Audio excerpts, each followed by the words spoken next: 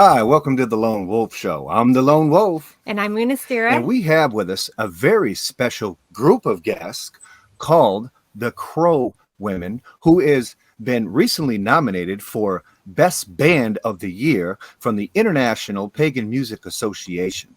How are y'all doing? Starting with Elaine. Oh, we're doing great. I'm coming in from Mexico and really happy to be here on the Lone Wolf Show and have a chance to talk about Crow Women and some of our upcoming projects. So hi. Hi. Absolutely. I want to congratulate y'all for great work this year. And how did you feel when you found out you were nominated, starting with Elaine?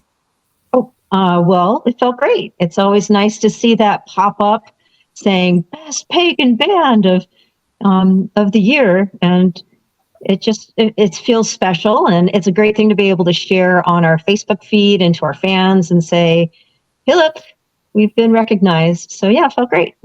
Yeah, thanks for doing that. How about Tara and Laura? How did y'all feel when you found out you were nominated for Best Band of the Year from the IPMA? You go first? Well, I mean, surprised because we haven't been involved in the IPMA for long. So, yeah, I'm just kind of surprised. And I think it's just such an honor. I mean, we're fans of all of the other musicians, right? And just to be in the company of such amazing artists and musicians, I think it's humbling in a lot of ways. Thank you, Laura. Thank you, Tara. And how about the other part of the band? I'm Deb. I'm Carol. Hi, I'm Marilyn. And it's really amazing when pagan musicians get recognition at all, because we're such a niche. But we have really enjoyed the pagan musicians that we've been able to meet and be at festivals with.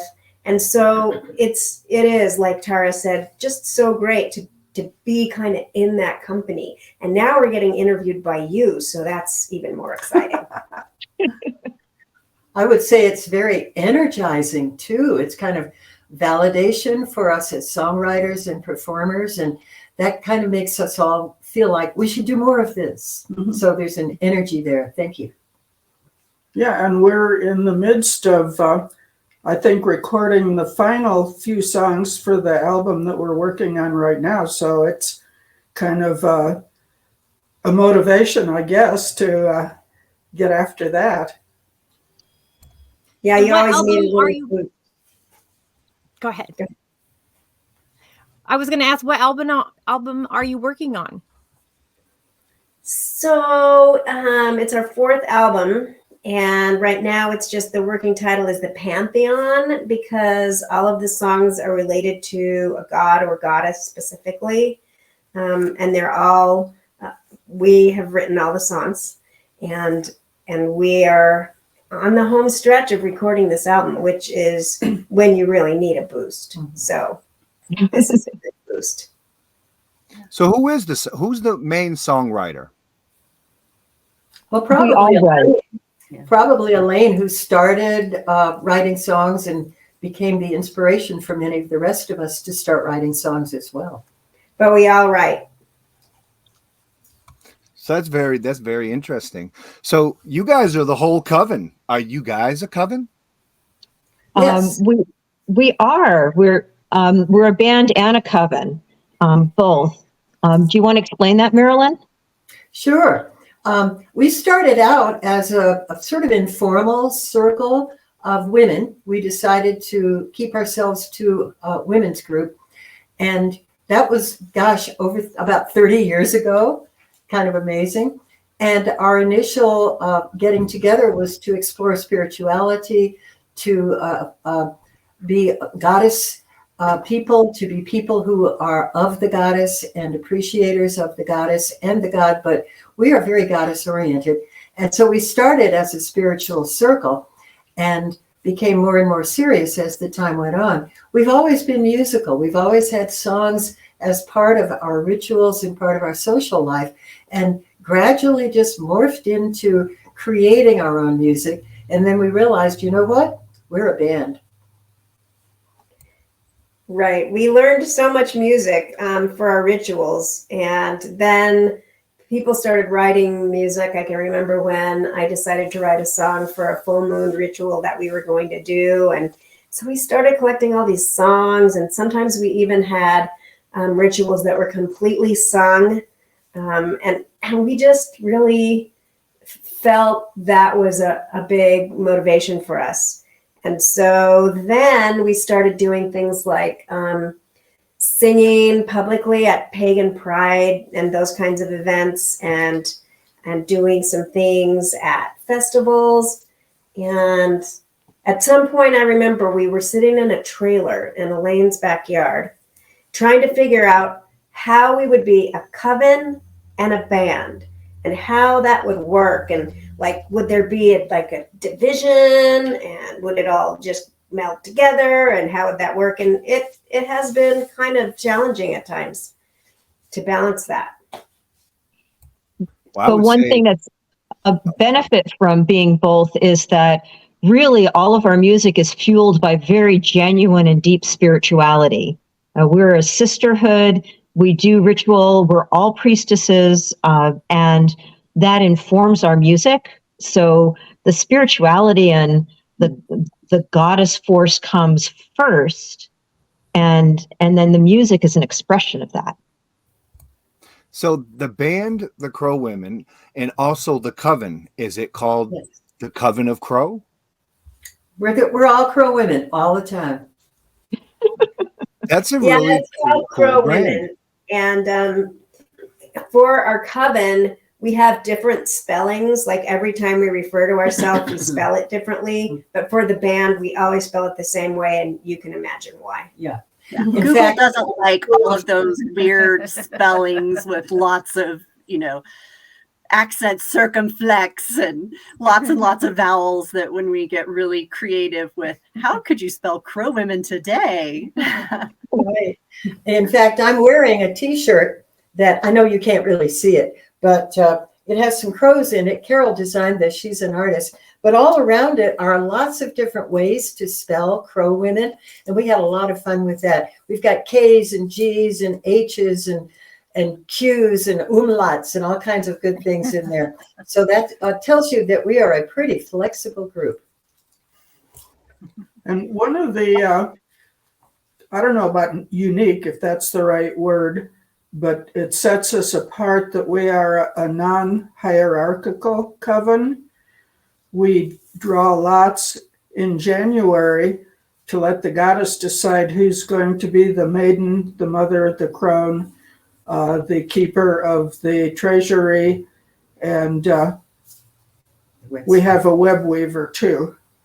Mhm. And so For the whoever is priestessing a ritual is the high priestess for that particular instance. But we do not have a high priestess or obviously high priest like most covens do. We're very So- egalitarian. So raising energy is musical? Many ways, but musical is a very good way to do that, yes. So what instruments do we all play? Our band started off being just vocals with percussion. So we have 3 albums out. We're working on number 4. Our first album, Crow Goddess, was mostly covers of pagan chants that we did around the fire circle, and it's very informed by the sound of a fire circle. So it will be like as if there's a bunch of drummers, rattles, and that sort of thing. So that first album, I don't think there was any instrumentation other than that, but what we are is harmony singers. And there's been, I think, 12 of us over time, like any band that's around for 30 years. People, move away or pass away, new people come in and so on. The 6 of us you're seeing right now are the ones who are the main ones working on this current record, and who are active in the group right now. So the first one, it was just that. And then each record, there was a little bit more pitched instruments, because there's benefit to having pitch. And so the second album, Pro Magic, that one was all originals. And there's a little bit of instrumentation on that one. But when we did Seasons, which is Seasons of Pagan Journey Around the Wheel, which is our album that's a series of songs about each of the Sabbats. So for each Sabbat, there's 2 or 3 songs. The cycle starts at Imbolc because that's where our coven starts our year. That's when we make our dedications at Imbolc. I know there's a lot of different ways to start the pagan year, but that's what we do. And that one has guitar. What else does it have, Tara? Ukulele. There's a cello. That was one of our friends did the cello. Glockenspiel, keyboard, The drums. flute. Elaine played the Native American flute on at least one of the songs. So yeah, we really got out of the box on Seasons. There's a and the mandolin one. as well. Oh, that's right. There was a mandolin. Yeah. Mhm. And there's all of that and more on Pantheon. We just keep experimenting. Mhm. Don't forget the ukulele. Right. Oh no, It's we can't forget the ukulele. Right. Tara wrote a blog post about the ukulele. What is it, Tara? It's the I witch's don't even most remember. important tool. It's the Oh, witch's yes, most that's important right. tool. Is the Yeah, ukulele. Well, it's it's the whatever ukulele. your instrument is. Like for the most part, our instrument is our voice. It's our breath. It's our expression of self through song, but we allow other things into. So you're an all-female band, all-female coven. Mhm. What do you feel about how do you counterbalance the femininity with masculine? Well, we embody both, obviously, within us, just like everyone does. And I think that it hasn't seemed to me to be an issue to not have the dedicated masculine energy, since it's so everywhere all the time, everywhere else. So we definitely invite masculine energy in and we embody it. But for me, I haven't been missing it per se in our spiritual work. Also, there are certain rituals that emphasize the masculinity of the pantheon, and the sun god and the power of the sun is recognized by us in our rituals, whether we have a male presence or not. I think one interesting thing is that we looked at all of our songs that we had written. Most of them are goddess oriented.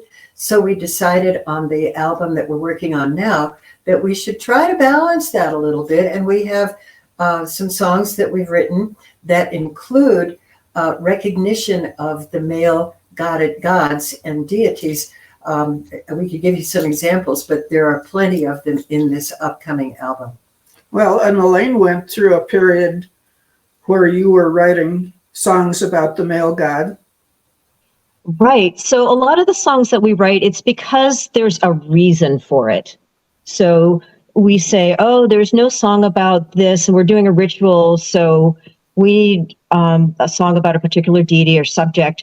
And we're very active in our regional pagan community, which is out of Albuquerque, New Mexico. That's like maybe 3.5, 4 hours away from where the band's center of gravity in Durango, Colorado, and Southwest Colorado. And there's a big community up in the Denver area, but that's like on the other side of the Continental Divide. You have to cross the Rocky Mountains. So it's a whole day to get there because we're at the other end of the state. So we go down to Albuquerque, and we've been very active in doing stuff at the pagan festivals there.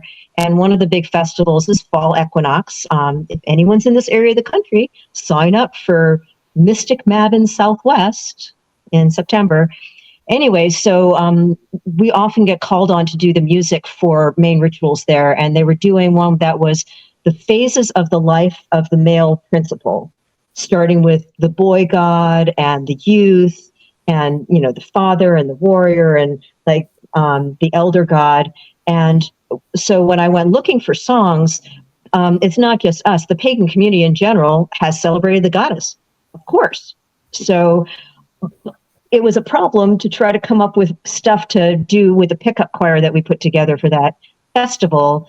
So I wrote songs for it. So that's what she was talking about. So there's really no great song about little boys and how divine they are as, expressions of the male principle. So I wrote one of those. And I also wrote a song for elder men called The Elder God is Wise. And it's a real pretty sort of reflective song. And the way that I did it is I have a good friend and I said, hey, you're an old guy. Tell me about that. Tell me how you're sacred. And he wrote me a long email about it. It's Falco who did that. And I just went through and highlighted the stuff he said and then turned it into verse and turned it into that song. And that became the song, The Elder God is Wise. And one reason that is special, putting it on the Pantheon album, is that the recording that I have of it is from one of our members who's no longer in this realm. She passed away a few years ago. But she helped me do the capture. When you have a song and you got it, then you have to make a recording before you forget how it goes.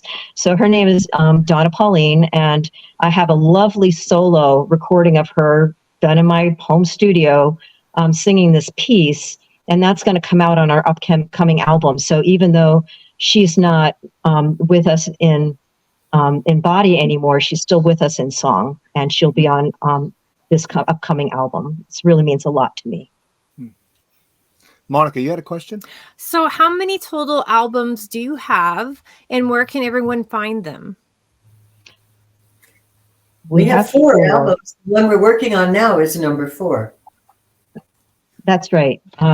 So you can find our albums on the website pagansong.com. And in a bit here, I'd like to talk about our website, our band website, and the different features that we have there. But the short answer is go to pagansong.com, find the menu that says All Things Pro Women, and then click on Buy Music. And buy music. I will take the CD out of the box and put it in an envelope and mail it to you.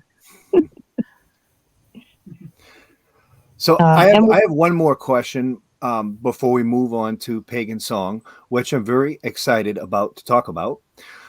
As far as different pantheons, what particular pantheon does the Crow Circle utilize or work with? Crow goddess? So it's animistic. Yeah. You're an animistic circle. Yes. No? I wouldn't say that. No, I would say I heard yeses, we I are heard an no's. Eclectic.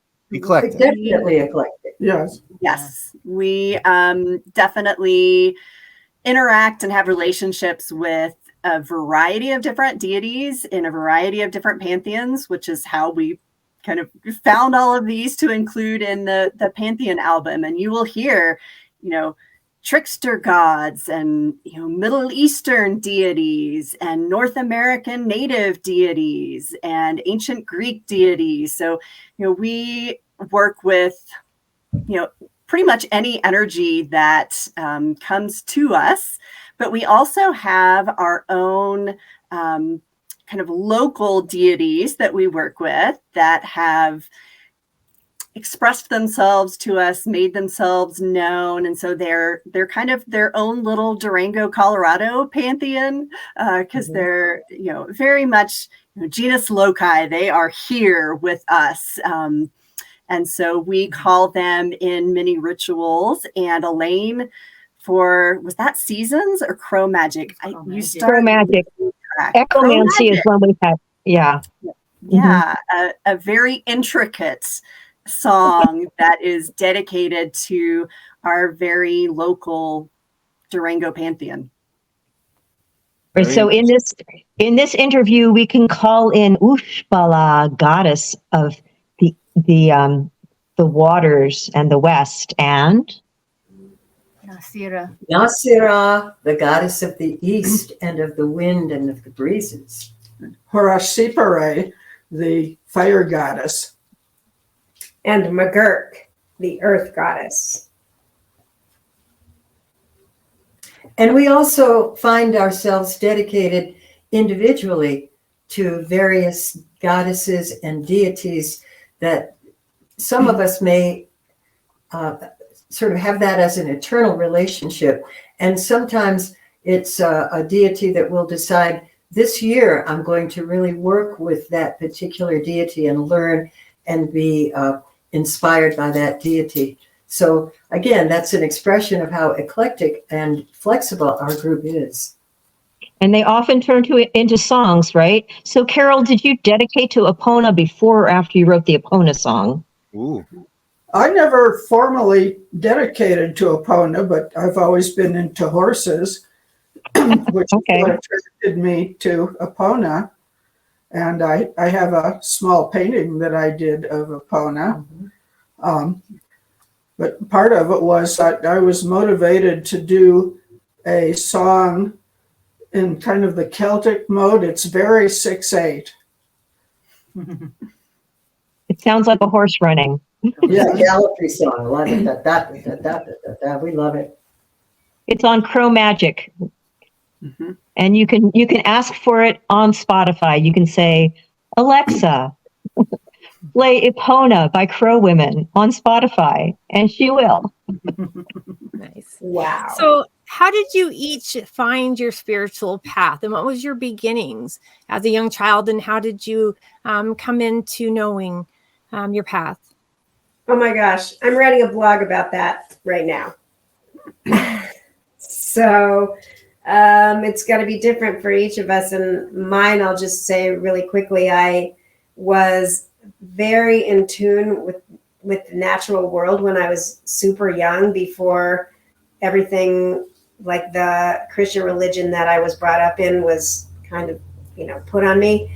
And so it felt good when I was old enough to make my own choices to start reconnecting with that sort of spirituality.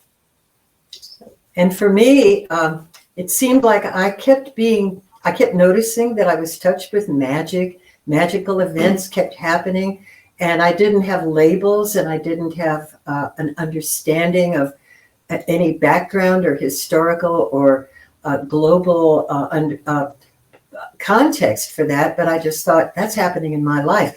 And I was very interested in the magical realm and the connection of the universe and people. And it was so eye-opening when I discovered that there's a whole world and it's called paganism. And wow, there's another whole aspect of paganism called Wicca. And that's what it has felt like in my life all along. So it felt very natural to accept that cloak of a spiritual tradition. And in the late 80s and early 90s, I was attracted to Native American spirituality, the focus on attachment to the earth, that we are part of nature, we're not separate and above nature. And probably in the mid-90s, I became aware that Europeans used to have something very similar, and they were called witches. And at that point, I was attracted to go with my own heritage instead of the whole blue-eyed Indian thing. Yeah, for me, I was a witchy kid. So I was attracted to witchcraft as a child, and I got, snuck in and bought books about witchcraft and made up my own little spells. My first little love spells when I first fell in love when I was 12. And then gradually I became exposed to, this was like in the 70s. So in the late 70s, early 80s, to Goddess Spirituality from Carol Christ's book, Woman's Spirit Rising, which is one of the first great anthologies of feminist spirituality writing, and it just like was like, oh, okay, so I can be, as a woman, the image of the divine. And I was like, okay, I'll sign up for that. And so since then, I've always been a feminist witch, a female-oriented witch, and then later on, I worked with polarity and duality and so on, especially recently. And that's been my train of events. How about you two? Well, I was raised very, very Christian, and I didn't come to this path until I was in my 30s, mid 30s. But I had always just felt very attracted, very much of a pull towards the goddess. So that was kind of how I found this. I read Spiral Dance, Starhawk. I think that's right. And I read that book and I was like, oh, yes. Okay. Now I get it. And I was pretty much just on my own for a while because I didn't realize that there were other people around here. And then for a while, I was a member of a CUPS group in our Durango Unitarian Fellowship here. And then I met Elaine through CUPS, and and the rest is history. Yeah, and I would say just from this conversation, I would say pagan writers keep writing because I stumbled across paganism in much the same way. I was actually, believe it or not, a religion major in college, and somehow, started getting into liberation theology and feminist theology. And I think the first kind of inclination was when I stumbled upon Mary Daly and her whole storm out of the Catholic Church in a rage speech. And that kind of led me to Carol Christ and Starhawk and Z Budapest. And all of a sudden I was, it made sense. Like this, I can sink my teeth into this. This really resonates. It makes sense. And then I remember before graduation, we all had to write our credo, which is basically what I believe. And I remember and it was this huge paper. I remember getting mine back, and there was this whole section that the professor had circled and said, panentheism, with a huge question mark, with the obvious implication that is not Christian.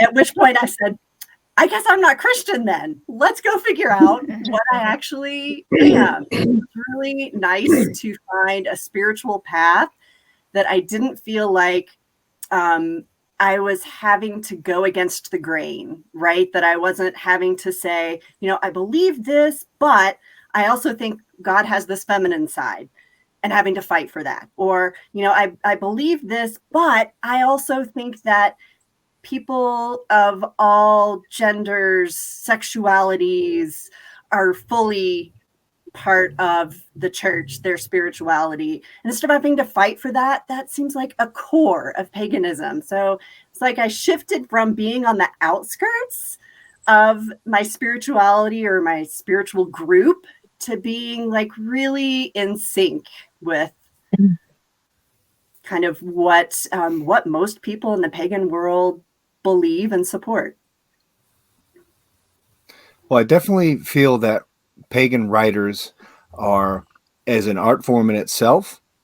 And speaking of writing, the Crow Women, you all operate a blog called thepagansong.com. That's right. It's the Pagan Song website and blog. We've done it for 4 years now, a little over 4 years, and it's really grown over time. It started off as our band fan site. And so we all wrote blog posts, all 6 of us and several other members who now are at a distance. And and then at some point there was somebody who contacted me and said, "Oh, I have something to say about this thing that you said on your blog." And I said, "Hey, it's your song. Write it up for us. Do it yourself." That was Rick Morris. His song, "We are a circle within a circle with no beginning and never ending. Right. Everybody knows this chant, but like there's, he wrote a whole story for the blog about the process of writing that song and the meaning of all of the words. And there's bunches of verses and why he did it the way he did and how he uses it in big public rituals. And so he was our first guest blogger. And then I approached a lot of other people, and some people said no, but a lot of people said yes. And we have 22 different bands or solo artists that are now writing for Pagan Song, and 9 of them are International Pagan Music Association members and nominees. So I'll tell you a little bit about those. If is this a good moment for that? Absolutely. Yes. Okay, This so might be a minute for me to say goodbye. I have to leave a little early, and it's been lovely chatting with you. Thank you so much. Hail to the crow. Thank you for joining Blessings us. to everybody, and let's enjoy this beautiful day. Thank you. okay, so there's several people. One of them is Ginger Ackley, who is also a nominee. She recently did a really pretty in bulk post about her chant "Candle in the Dark" that explains about how to use that song in ritual. That's one of the things the blog specializes in, is not just to say, "Hey, I wrote the song," but to say, well, for the person who's reading this blog, like, how could you incorporate it in your own in bulk ritual? She did a nice job at that. Alexander James Adams, he's pretty active on the blog. He turns in something about every 3 months, and he's got a lot of great stuff. If you go to the website and look for him in the list, you can find all of his things. One that I particularly like is he's recently done a new release called the Blue Rose Rare and Other Fairy Tales. And so he wrote this really nice post about the meaning of story. Like, we're all living our own fairy tale, right? We're like, what are you? So like in my relationship with my partner, it's kind of like we're the princess and the woodsman. That's kind of our story, like everyone's in a story, and about claiming your story and taking charge of your story and guiding your story and choosing your story. It's a really nice post. I recommend it. Alexian also is a nominee. He wrote his first post recently called Pagan. Yeah, he's great. Pagan Music Can ... And he talks about his story of coming into pagan music and how that happened, but also what pagan music does for people, like how it helps them to connect with the sacred, how it helps them to celebrate, how it helps them to figure out their identity. It's a really interesting post. And right here in this very studio, we have Harold, aka Lone Wolf. Yay. And you recently wrote your first post for us, right? Yeah, it was a lot of fun. Yeah, Harold. Oh, okay. Yep. So his is about Fringe TV. So if you want to know more about this show, go check out what he had to say about what that's like to produce that. And then Louis Garou, he does a lot of story of the song posts. So one that he did like not that long ago is called Crow Whispers. Now we're the Crow women, so we're really interested in crow things. So he wrote a song, Crow Whispers, which is kind of apocalyptic. And there is the dark side of the crow goddess, which we're familiar with. And that's an interesting, really good glimpse into his dark Americana style. And he's also a nominee. And Krista Chapman Green, they also often tour together. She's written a lot of interesting things. One post I really like is called Words Are My Weapons. And it's about a song I asked her to do a post on because I like it so much. It's "You keep your Bible, I'll keep my broom." Yeah. And it's about just accepting, you accept me, I'll accept you. You can be what you are, but just let me be what I am. And about trying to talk to people about that. Really beautifully written. Brian Henke, he did his first post recently. It's about his winter music, his beautiful guitar playing. Yes. And Mama Gina is another one of our regulars that she usually turns in a post every 3 or 4 months. And her most recent one, she said it's called Music Saved My Life. And she contacted her friends and said, when was the time in your life that music saved you? Like, what was the circumstance and how did it do that? And people sent her stories. And so that post is Gina's story about how music has saved her from difficult situations and let her be herself. But also stories from other people. It's a beautiful blog post. And then, of course, we, the Crow Women, have written many, many, many blog posts. So everyone that you're seeing here has written a lot of stuff. Tara's latest one was an interior design one, right? It was, yes. So it was all about how you can claim your sacred space by decoupaging your doors. And then it was all this music around kind of claiming your home and your home as a spiritual sanctuary, and just lots of inspiration about how do you really create your sacred home, regardless of where you are, whether you're in a little studio somewhere or have the big McMansion. And if you read that post, you can see a picture of Tara's bathroom door, which is truly awesome. And then Deb, you wrote a post about Diana Earth Mission. Right. So Diana Earth Mission was this group of women in the 80s who decided that they should live in the wilderness together for a moon. And it's a really great story. And it's super inspirational to me as a pagan musician, because what happened was they came out of that experience and recorded an album. And I got a hold of this album, and I talked to the women who started Diana Earth Mission, and it was beautiful to hear their story and write about it. Mm-hmm. And then Laura, you had a post, Earth Council of Beings. Wasn't that based on a ritual you actually did? Yes, that we did at our spring retreat. I think that's when we did it. And that was in at Ardentain, which is just outside of Albuquerque. And we honored all different beings of all different types, whether it was animals or insects or the water, the air, stone, all beings.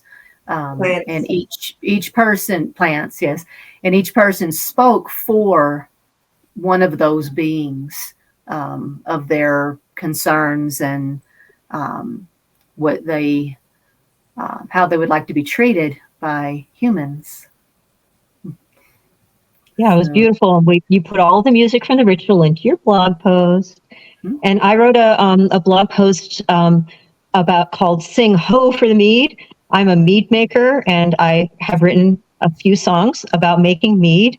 And so that one was a whole recipe with pictures showing exactly how to make that mead. I made that Beltane from start to finish.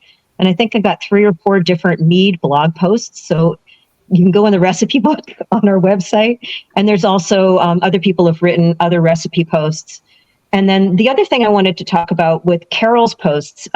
So on the International Pagan Music Association website, we have our little artist page with our picture and a little bio. And we got to pick one song that would be a featured song. And I had them put in Carol's song, Calling the Elements, because I kind of track, like, on our different services, the online streaming services, which are the most popular songs. And Calling the Elements is one of the most popular songs. It's a really, really well-produced recording. It came out very well, and it's got lots and lots of great writing. Carol's a writer. So can you talk about the song and about the blog post you wrote, that series that goes with it?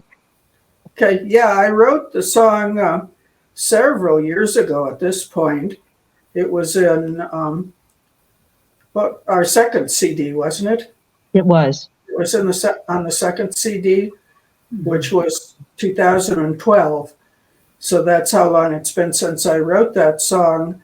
And of course, it's the four directions, starting with earth, air, fire, and water. And I was in a period at that time. I think most of my songs had to do with the four directions in one way or another. But this one, it's been used to open a circle when we call the directions. And also it has been used to call just one direction if that is the focus of the ritual. And tell about the blog that you wrote with the rituals that are connected to it. Actually, it's been so long since I did that I don't remember them all that well. I'll tell you what she did. So each of those four verses, there's a whole ritual that was constructed that it's like, here's the verse and here's the words. Let's see. Can anyone remember? Deep down, deep into the earth, my roots go. Call up earth, mother power. She'll help you grow. Right. Anyway, look on the website. So that is like the featured song of the ritual. And so it's like, if you're doing a ritual to honor the earth, like what would you wear and what would you bring to the ritual and how would you set the circle and how could you call, like, say you're going to call the your earth, but you're calling the water direction, then you would call mud. So the water of earth is like, in the west we have mud, and in the east maybe we have dust in the wind and so on. So it's like all of the steps of the ritual, like all laid out with plans so that the reader can like do that ritual if they want to, and some things that you can do to dedicate to earth. So when we actually did one of our earth rituals to our goddess McGurk, who is our earth goddess, like we got mud and we painted. Remember doing that? We painted ourselves with mud and we stomped around on the ground. And anyway, so that's what those are like. They're those blog posts. They're like full recipes for entire rituals to each of the four directions. That's really cool. So you can hear a lot of the modern pagan musicians play their music, but if you want to read their prose in written word, head all over to pagansong.com. Correct. And that's a really good work for the pagan community at large. That's a really good service. So I tip my hat about that. That's really cool. Thank you. I definitely understand the essence of hard work in our community. Right. You have your own way that you contribute by doing Fringe TV and the Lone Wolf Show, and we appreciate that too. Definitely. Thank you. So another thing that some of the IPMA artists are tied into is something that was conceived in inception, I believe, at PSG called the Red Album. Is that correct? That's correct. So I was actually running a workshop of songwriters. We were talking about what inspires us. And we were talking about how we were inspired by women's issues. And we decided to put an album together about different aspects of honoring the sacred feminine and working for women's rights, especially in these times. Right. Tara, do you want to talk about that some more? I have some questions, if you don't mind, about Oh, the sure. Red Album. It reminds me of something that was put on by Two a Day called the Green Album that was initially to save the green forest. Is the Red Album have any association with that original Green Album? Yes. So Two a Day was invited to do the Red Album, but they couldn't fit into their performance schedule this winter. They're just gigging like crazy right now. But they've been very supportive of this project too. And so calling it the Red Album was a reflection of the Green Album. So it's like a reference to the same kind of project where a lot of different pagan bands each donate a song to the project. So there are 19 different pagan bands, 12 of which are International Pagan Music Association members, bands, and each has contributed their album, but then it all comes together. So it's like a beautiful thing to see this kind of collaboration unfold amongst like a very wide array of artists all across the country. I'm getting ready to go. When is the official release of the Red Album? Do you have a date set? June 24th. It will arrive on Bandcamp, is one of the main places that we are funneling people to go get the CD. You can get digital copies. So that is the official release date. We do have anyone who's interested in helping us with the production costs, because each artist kind of donated their song, their recording time, but there's the, mastering, producing the CDs. There's just some costs to actually getting it out there. So we do have a GoFundMe campaign going. So anybody that looks up the Red Album, not only has the opportunity to donate, but we've written up a lot of information about the album itself on there. And then I think we're set to actually do some digital pre-sales on Bandcamp. So that'll be coming, I think, around Beltane. Okay. Beltane. Yeah. Yep. So that'll be some ways to kind of jump in if people are really excited, because, this is 19 pagan musicians, which we know pagan musician is such a huge term, right? We're all approaching the music from very different sounds, very different styles. There's everything from just, general spiritually uplifting to more like girl power, and more, some that are just the strength of the goddess supporting us. And so it's this, amazing compilation of very different styles, very different ideas of how to approach the issue of supporting women's rights. So we're really excited. Do you want me to talk about our? Well, let's say, do you have the list of the artists from IMP? I do.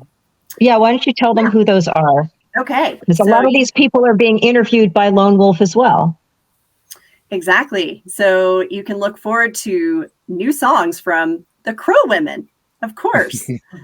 Alexian, Marin King, Primal Rhythm, Mama Gina, Louis Garou, Alexander James Adams, Sydney Michael, Ginger Ackley, Mr. E, Krista Chapman Green, and Brian Hankey. And you probably recognize a lot of those names also from pagansong.com blog posts. So yeah, there's a lot of synchronicity. Mm-hmm. Right. It's a marvelous roster. I have a working relationship with every one of them except 3. So that's a marvelous thing, how the pagan community can come together. Absolutely. Anything else? So our song, the other thing to say about it is that, we wanted to write a song about choice and about women's freedom. And so we wrote it as a group. So you see 4 of us here, and there's 2 more people so it was really interesting. Usually when we write songs, like it'll be, this is Laura's song. Laura writes it, Laura arranges it. We do it the way Laura wants to do it, and it's her song. This is the first time we've tried writing it jointly. What do you think about how that went? Composing by committee. It is definitely interesting. I think it's a lot fuller and richer for that experience. And it is a beast. Like everybody's ideas are somehow captured in there. So it is a massive song. We have women's stories. We have the goddess giving, nurturing those women. And then we have the outraged women fighting for their rights and goddess support us in this. So it's a multi-layered song, to say the least. Yes. I'm really proud about the way it came out. So I hope that a lot of people will buy the Red Album. and just appreciate the massive amount of work that's gone into creating this thing. And it was the biggest and most expensive song the Crow Women have ever made. And but it's worth it. Proceeds are going to benefit women's support agencies and choice support for. Right. So all of the proceeds will be donated to organizations benefiting women. So, and, others with their bodily, freedom. So all of those proceeds are getting donated forward, which is why we have this fundraiser, because we're not doing what we would normally do when we produce an album is we spend what it takes to make it. And then as we sell it, we collect that money back until it goes into the black. But in this case, that's not happening. All of the money from the beginning is going directly to nonprofit organizations. And that's because we've had a lot of generous donors on the GoFundMe. And I bet by the time this interview comes out, that GoFundMe will have reached its goal and it might be closed, but we're going to have more fundraising opportunities available. And there is a Red Album page on the Pagan Song website. So if you look along, the top there where all of the different menus are, there's a menu for Red Album, and all of that news will be also on Pagan Song about when you can donate, when you can buy it, more about the artists and why they wrote their songs and the meaning behind them and so on. So I have a question that I ask all of the IPMA nominated folks. Will you be attending the IPMA awards ceremony this year? We don't really know that much about it. Why don't you tell us? When is it? Where is it? The location last year was at Starwood in Ohio, which is called Wisteria, and they call it Starwood. And this year, I did reach out to the IPMA to ask where it's going to be held, and there's nothing said publicly where it's going to be. So unfortunately, I don't know as of right now. When we find out, we'll decide if we can go. Okay. When is it? What I can say, it usually runs in July. It runs in July. I can say that the IPMA artists get in usually free of charge as long as they're performing. Gate of that nature. Okay. All right. Well, we'll see if there's a way to be there digitally, like we're with the people watching this right now. If there's a way to do that, then we would attend. I would imagine at least some of us. If it means physically going to the Midwest from Colorado, then we'll just have to see whether anyone can come and represent us. We'll see. A lot of the pagan musicians that we've been talking about tonight will actually be there. Mm-hmm. Yep. Wow. So it'd be really cool to get kind of everyone together just to conversate around some fire, and we can talk eccentric, nature-based spirituality. And we can also say, hail to the crow, hail to the mother, and we can mingle. But yeah, it's been a very nice interview. Does anybody have anything they would like to say to their fans? Thank you. Thank you, fans. Thank you for all of the support that we get from people who listen to us and who read our blogs. And we are doing this because we want to share our spirituality and our inspiration with others. And so it feels great to be part of the community. And this interview is even making us feel more like part of the community. And spring blessings to everyone. Thank you. With that being said, I'm the Lone Wolf. And I'm Munistira. And I say hail to the crow. Hail to the crow. Crow. Make a cawing noise.